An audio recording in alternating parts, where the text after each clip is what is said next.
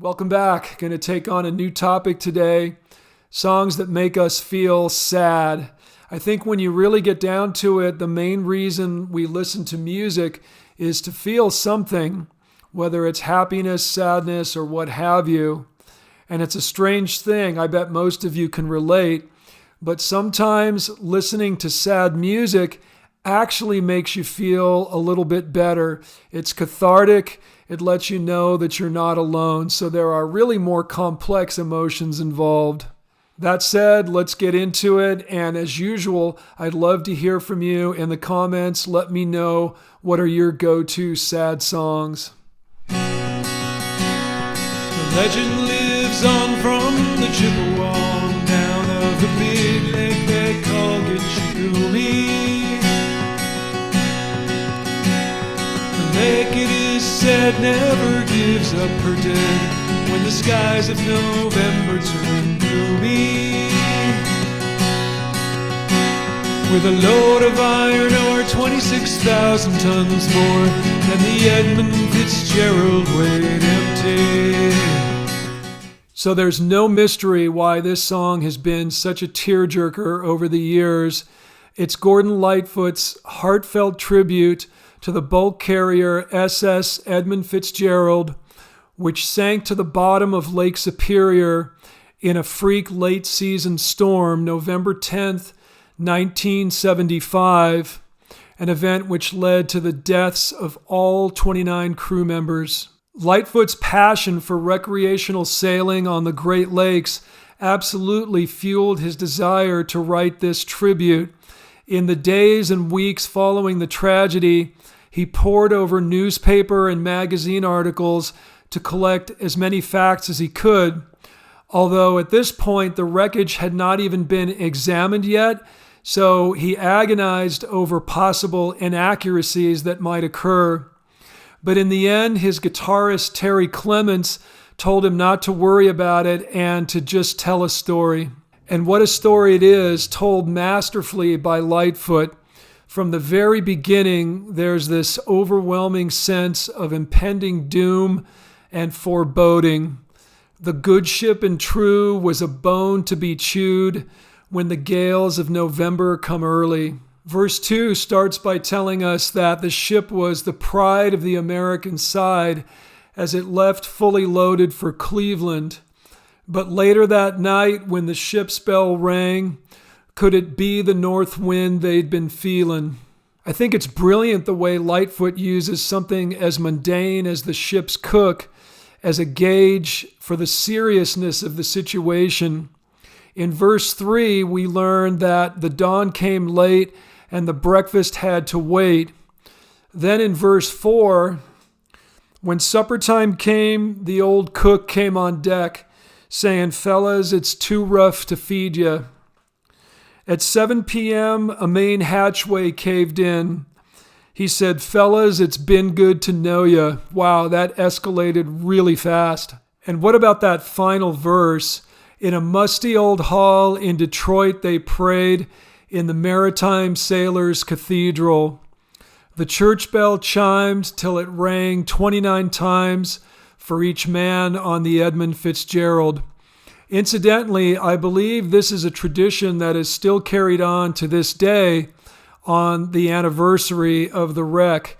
And even more poignant, when Gordon Lightfoot passed away a few years ago, the church bell was rung not 29 times, but 30 times to honor not only the men who were lost, but the man who told their story.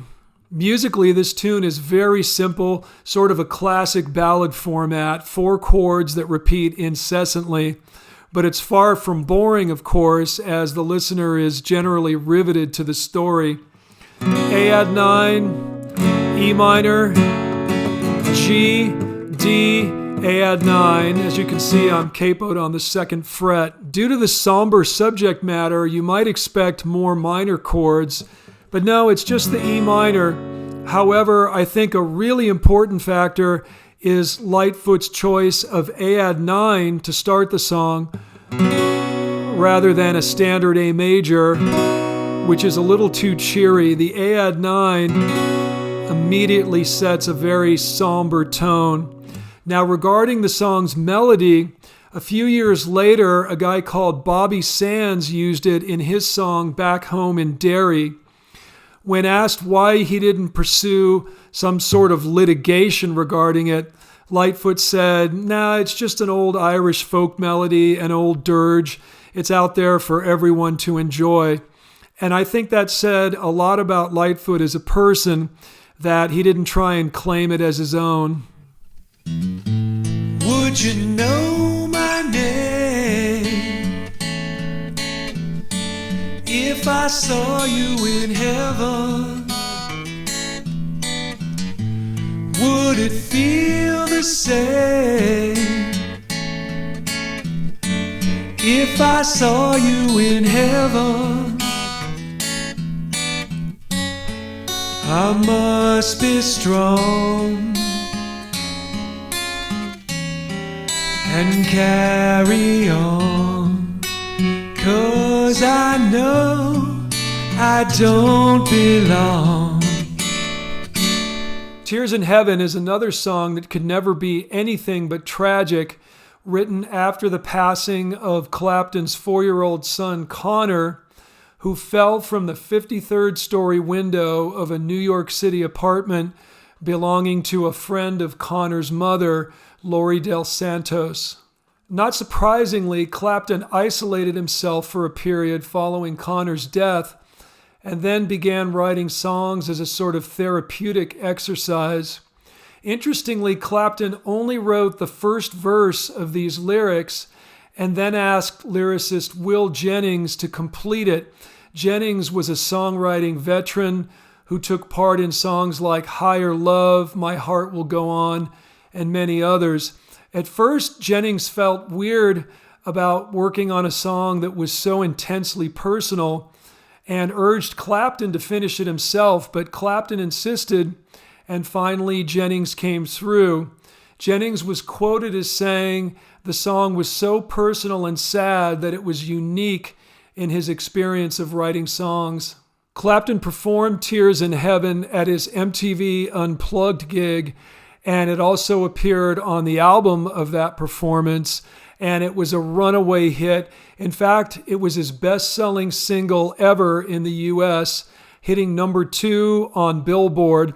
It also won 3 Grammy Awards for Best Male Vocal Performance, Song of the Year, and Record of the Year. This tune obviously features some really nice fingerstyle playing from Clapton.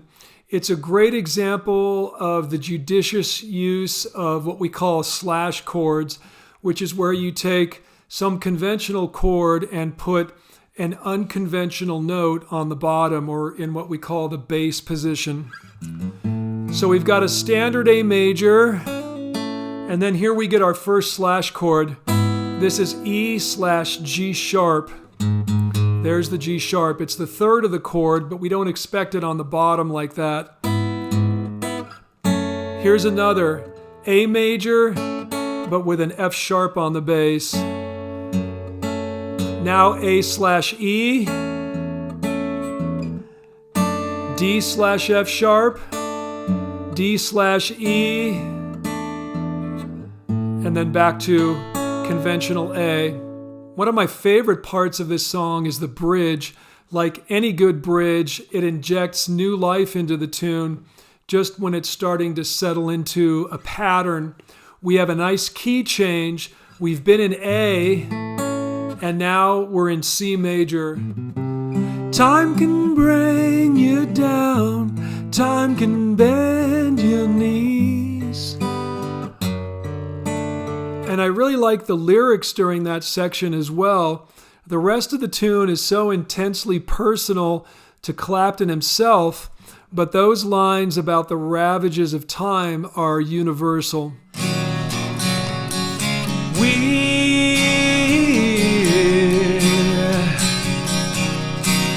chase misprinted lines. We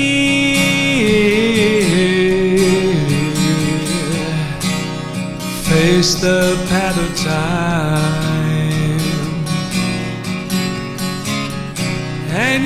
I fight, yet I fight this battle all alone. No one to cry to, no place to call home. Alice in Chains' Nutshell grabbed me on first listen way back when it was released in 1994 on the group's EP Jar of Flies. To this day, my favorite thing they ever did. I love Dirt and all the rest, but this is the one I go back to most often. However, this song took on a whole new level of poignancy 8 years later when the group's lead vocalist and the lyricist for this tune, Lane Staley, overdosed on a speedball in 2002. Much like a lot of Kurt Cobain's work, if we hadn't suspected it already, we realized without a doubt that these lyrics were really a cry for help more than anything. Alice in Chains bassist Mike Inez has said this is the song that most reminds him of his departed friend and bandmate. He went on to say that Staley was always very personal with his lyrics, but this tune in particular was the one where he put his feelings into a nutshell, so to speak, for everyone to see. Incidentally, this song was once ranked number 9 on a Rolling Stone readers poll of the top 10 saddest songs of all time. This song was a highlight of Alice in Chains' 1996 performance on MTV Unplugged. It was the band's first gig in around 2.5 years. They had been on hiatus due to Staley's substance abuse problems.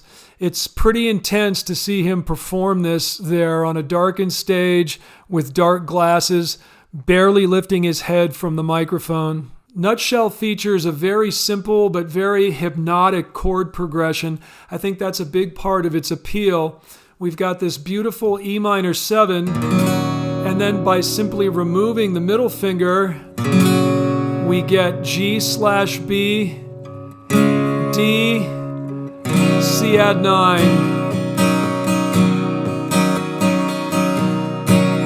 C add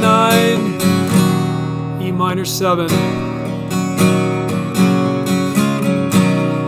The lyrics are also quite stark. Staley seems to be lamenting the loss of privacy and autonomy that comes with rock stardom. It's a story we've heard many times before. I don't think that gig is necessarily all it's cracked up to be. We chase misprinted lies. We face the path of time. And yet I fight this battle all alone. No one to cry to, no place to call home. And verse 2, my gift of self is raped, my privacy is raked.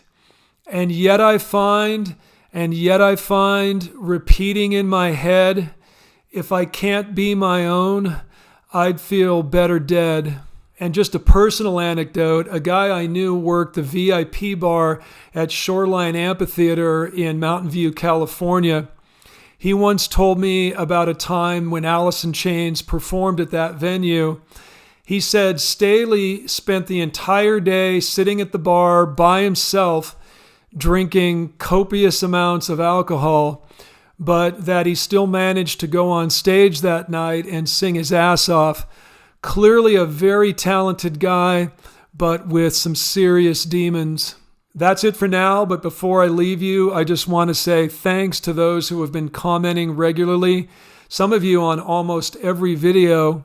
That's very much appreciated. The YouTube algorithm loves it, so keep those comments coming. Also, of course, thanks to those of you who have donated through Buy Me a Coffee, PayPal, Venmo, or Zelle. I really feel the love when those donations come in. So thanks again, and we'll see you next Friday.